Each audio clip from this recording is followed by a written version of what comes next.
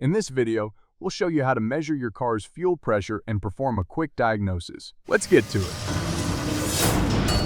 If your car is suffering from hesitation, loss of power, hard starting, or stumbling, you might have a problem with your fuel pressure.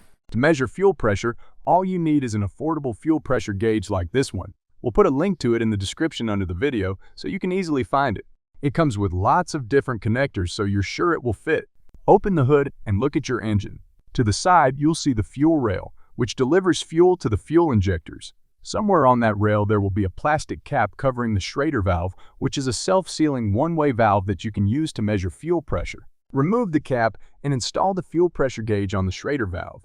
Our set has lots of attachments like this 90-degree connector piece that ensure you can always easily connect the gauge even if you don't have much room to play with. Then turn your car key to the on position for a couple of seconds and back off again, so the fuel pump primes the fuel line.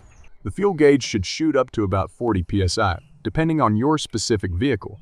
If nothing happens, your fuel pump is probably broken or you have a blocked or damaged fuel line. If the pressure rises but not enough, either the fuel pump or the fuel pressure regulator might be failing, or the fuel filter is clogged. Then wait a couple of minutes to see if the fuel pressure drops. If everything is working correctly, the fuel pressure should stay the same. If the fuel pressure drops, you might have a bad fuel pressure regulator, a leaking fuel injector, leaking fuel pump check valve, or a leaking fuel line. The final test is to start the engine. But before you do, make sure everything is clear of the moving belt and pulleys, and keep your hands away from them while testing. With the engine running, keep an eye on the fuel pressure. Ours is about 40 to 45 psi, which is perfect. But make sure you verify what the correct pressure should be for your specific engine.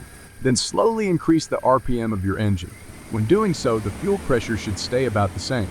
If the pressure drops, it means your fuel pump can't build enough fuel pressure or your fuel pressure regulator isn't working correctly. We're going to show you how to test all the individual parts of your fuel system in detail in separate videos so you can find out exactly which part is causing the issue. So make sure to check them out.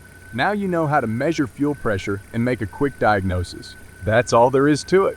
If this video was helpful, give it a thumbs up, and if you're not a subscriber yet, hit that subscribe button so you don't miss any of our new videos. We've got a lot of new stuff coming up, so stay tuned.